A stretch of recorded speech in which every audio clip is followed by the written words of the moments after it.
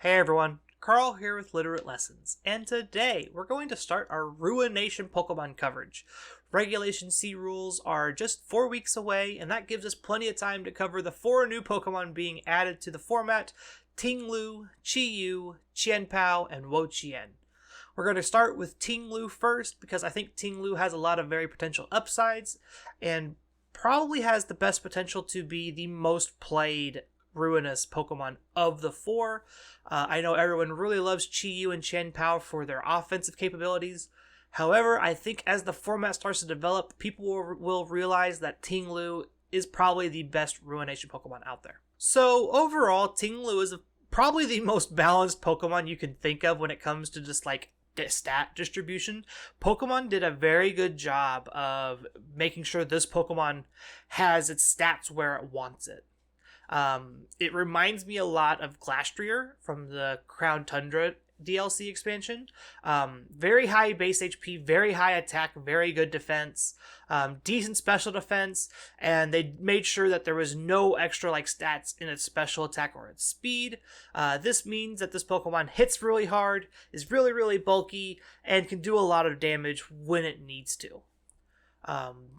Overall, I expect people to be playing this Pokemon very bulky. Base 155 HP, base 125 defense, and base 80 special defense means that this Pokemon is tanking hits all day. Vessel of Ruin, on top of that, lowering all Pokemon's special attack by a factor of 25% is huge. This means that your 80 special defense means even more in the face of those special attackers. Pair this with an Assault Vest, and Ting-Lu is going to be soaking up damage left and right. This also means that you're not pigeonholed into playing Assault Vest on this Pokemon. You can play other items like Leftovers or Citrus Berry or other forms of recovery. You could even probably get away with a Choice Band set just to really push damage if you need to. Speaking of sets, this first set I have here on screen you kind of been looking at, Assault Vest. Probably going to be the most common item on Ting-Lu, just because Ting-Lu doesn't have a lot of great status move coverage. Being a Dark and Ground type means you have things like Taunt and Sandstorm, Scary Face, and stuff like that, but not all of it's really necessary when you're able to just soak up that much damage. So Assault Vest makes a whole lot of sense here, so you get to do things like Snarl, Ruination, Rock Slide, Sand Tomb, Stomping Tantrum, Earthquake, Bulldoze, Heavy Slam. The list just goes on and on and on of what good coverage moves this Pokemon gets. Personally, I really like the idea of Sand Tomb if that's the game plan you are okay with playing. You also get access to Fissure. That is another option. If you really want to play the coin flippy OHKO move thing that people have been doing with Dondozo and the like, you do have access to that here. Overall, though, this set wants to sit on the field. It wants to kind of draw the game out. This would be a more balanced Pokemon style, something you'd see next to Arcanine or other Intimidators. Just trying to draw the game out, but deal damage all the same. Other sets could be like this Leftovers set. This Leftover set is looking to kind of be more stally. We have access to Protect here because we have Leftovers, have access to Taunt to kind of stop any of our opponent's shenanigans that could mess with us. We also have Ruination, which is for everything that Heavy Slam doesn't hit. Ruination's going to put it in range so Heavy Slam can KO it. So it's just like a win-win move here. If you're not running Ruination on your Ting-Lu, most of the time it's because you really want that physical damage like Throat Chop, or I believe you get a little bit of other dark physical moves. Payback's the other one, which Payback works with Ting-Lu really well as well. Speaking of physical dark moves, this next set is playing Earthquake and Throat Chop. Really just looking to push damage and kind of stop some shenanigans. If I remember correctly, Throat Chop will stop all sound moves, but I don't know if it stops Perish Song anymore. I'm not sure how that works. I do know it doesn't stop Yawn. Yawn is not a sound-based move, so remember that one, folks. But that's why you're playing Taunt, so you can just stop. So you can guaranteed stop that Perish Song or that Yawn or whatever your opponent's trying to do in front of you. Next, we're going to look at some team ideas, team structures, and kind of get an idea on how Ting-Lu works. In this situation, this is a more balanced team. We've seen time and time again this Arcanine, Iron Bundle, Amoonguss, Gothitelle, Fluttermane, kind of like 5, insert other Pokemon here. Ting-Lu really fits into this kind of scheme very well. Not only are you a ground type for Iron Bundle, you're a dark type for things like Fluttermane and Gothitelle to kind of soak up those attacks if you need to. So there's a lot to like about Ting-Lu in this team in particular. I expect a very common lead from this team to either be like Ting-Lu Arcanine or even like Ting-Lu Gothitelle. I can't imagine like being a Chi-Yu and a Fluttermane sitting across from a Terra ground Ting-Lu and you can't really hit it for a ton of damage because it's got Assault Vest, it's got Snarl, and it's got Vessel of Ruin, just making it so you can't deal any real good damage to it, and Chi-Yu's stuck in front of it because there's a Gothitelle on the opposing side. Like, that seems like a nightmare for most people trying to play hyper offense, and I think that's going to be a very strong lead going forward. The rest of this team is kind of just rounded out with damage because Ting-Lu on its own isn't the greatest damage dealer. We have Bundle here and Fluttermane. While yes, they do get affected by Vessel of Ruin, the idea with these two is to use them after Ting-Lu has gone down to kind of clean up your KOs. Amoonguss and Arcanine are the kind of extra support for Ting-Lu. Intimidate plus Ting-Lu means that your opponent's damage is immediately just halted. They have to reassess what they're doing and try to figure out how to get back into that game.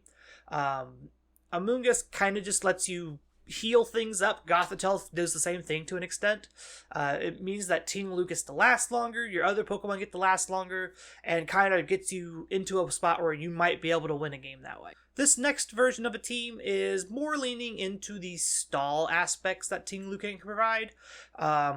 Looking at this squad, we have Ting-Lu, Wo-Chien, Arcanine, and Iron Bundle. All 4 of these together make a very good stall core. Iron Bundle being able to clean up whatever KOs that Ting-Lu and Wo-Chien and Arcanine can't get. And overall, it can just be real problematic for teams to deal with.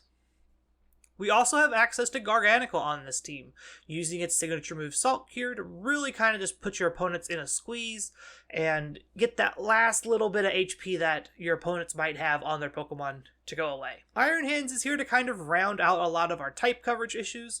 It also is just a very good answer into all of the other Ruinous Pokemon because you are a very powerful fighting type. Think Chien-Pao, Chi-Yu are rare, they're both very weak to Fake Out.